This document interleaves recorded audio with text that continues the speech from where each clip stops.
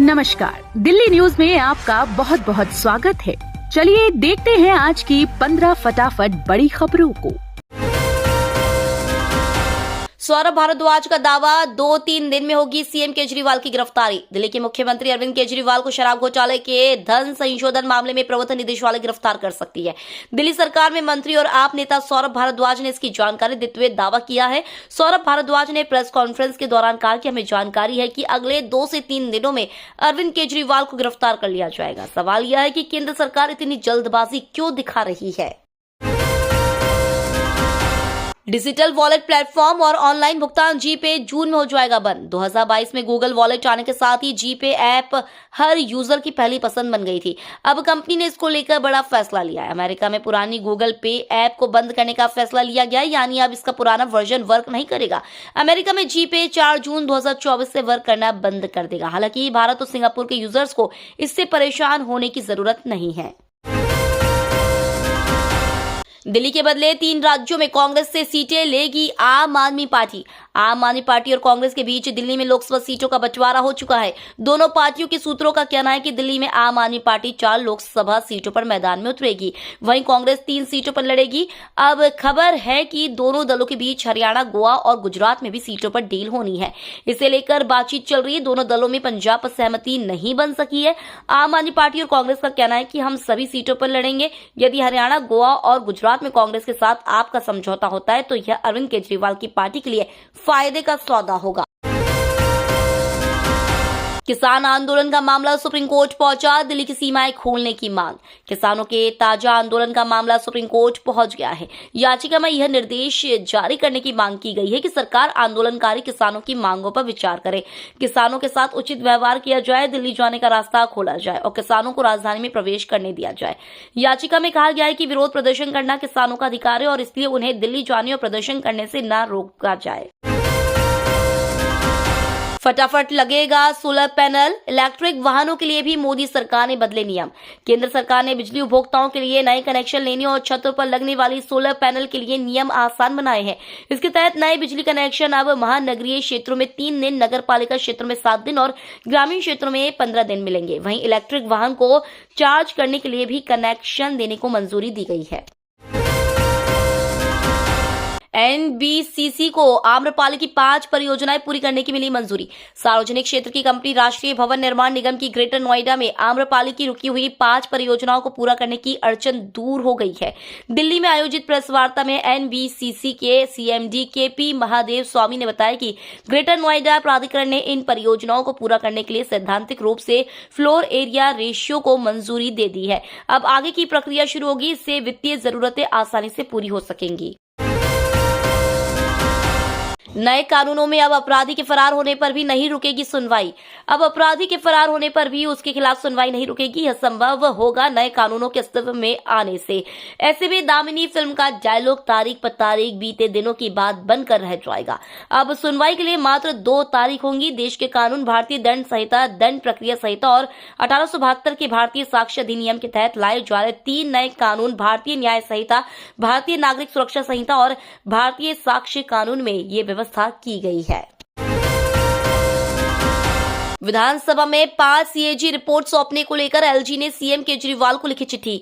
दिल्ली के उपराज्यपाल वीके सक्सेना ने मुख्यमंत्री अरविंद केजरीवाल को चिट्ठी लिखी है। उपराज्यपाल वीके सक्सेना ने कहा है कि दिल्ली सरकार के वित्त से संबंधित सीएजी की 5 रिपोर्ट्स को दिल्ली विधानसभा में पेश करे, जो सरकार के पास काफी लंबे समय से लंबित है। नहीं थम रहा संदेश खाली में बवाल, अब ग्रामीणों ने तृणमूल कांग्रेस नेता को पीटा। पश्चिम बंगाल के उत्तर 24 परगना जिले के संदेश खाली में बवाल थमने का नाम नहीं ले रहा है। अब खबर है कि ग्रामीणों ने शुक्रवार को तृणमूल कांग्रेस के एक नेता अजीत मैती के साथ मारपीट की है। इसका वीडियो भी सामने आया है। संदेश खाली के बेरमा जयपुर गांव में अभी भी ग्रामीणों ने अपना प्रदर्शन जारी रखा। पिछले 10 दिनों से ज्यादा समय से इलाके में तनाव बना हुआ है। ताबड़तोड़ गोलियां चलाकर 81 लाख रुपए लूट ले गए थे बदमाश। पुलिस ने एक आरोपी को किया गिरफ्तार। दिल्ली पुलिस की स्पेशल सेल ने नरेला इलाके में दिन दहाड़े हुई 81 लाख रुपए की लूट की वारदात को सुलझाते हुए एक बदमाश लक्ष्य उर्फ जंगली को गिरफ्तार किया है। आरोपी के पीड़ित के विरोध करने पर उस पर ताबड़तोड़ गोलियां चला दी थी।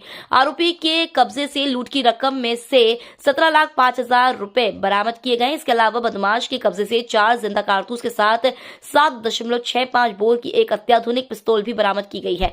लक्ष्य पहले भी हत्या, सशस्त्र डकैती आदि सहित कई आपराधिक मामलों में शामिल रहा है।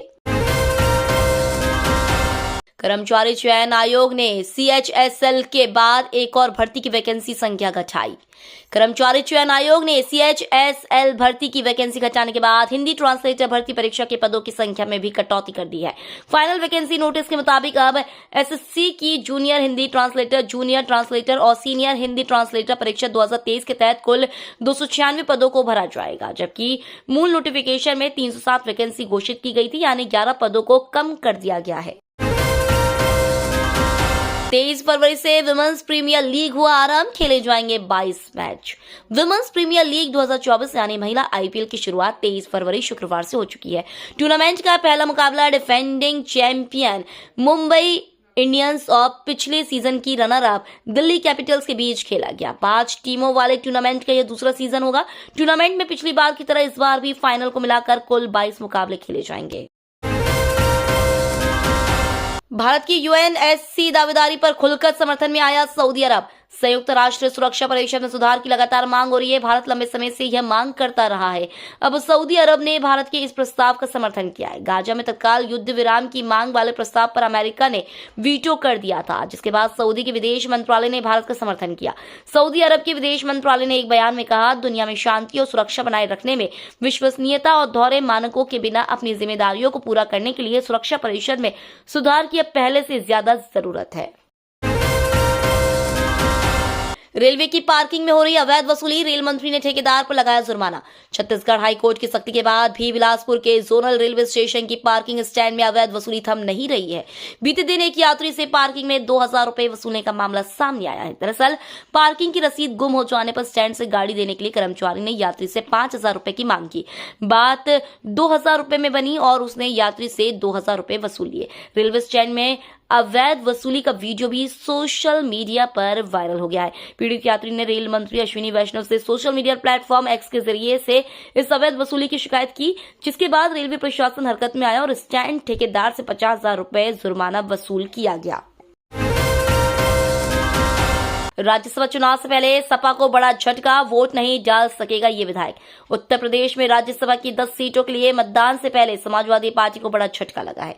सपा के विधायक इरफान सोलंकी वोट नहीं कर पाएंगे। अदालत ने उन्हें आगामी राज्यसभा चुनाव में वोट करने से रोक दिया है। अब सपा के लिए अपने तीसरे उम्मीदवार को जिताना और मुश्किल हो जाएगा। इससे पहले सुहेलदेव समाज पार्टी के विधायक अब्बास अंसारी को भी अदालत ने मतदान में शामिल होने की अनुमति नहीं दी थी। तो ये थी आज की बड़ी खबरें। डेली खबरों से अपडेट रहने के लिए चैनल को सब्सक्राइब करना बिल्कुल न भूलें। धन्यवाद।